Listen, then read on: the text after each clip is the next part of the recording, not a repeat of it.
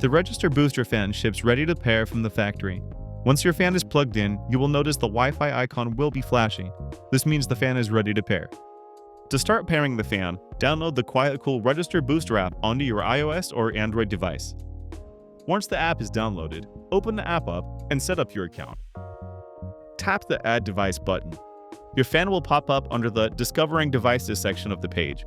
Tap Add. If you do not see the fan listed, the fan may not be in pair mode. To enter pair mode manually, press and hold the menu button and the settings button simultaneously for 5 seconds. This will reset the Wi-Fi and get the fan ready for setup. Select your Wi-Fi network and enter your network password. Once you tap Next, the fan will connect to your Wi-Fi network. Once connected, pairing is complete. Tap Done. Back on the home screen in the app, you can tap your fan to enter the fan control screen. For more information on how to use the QuietCool Register Booster app, please watch our other tutorial videos.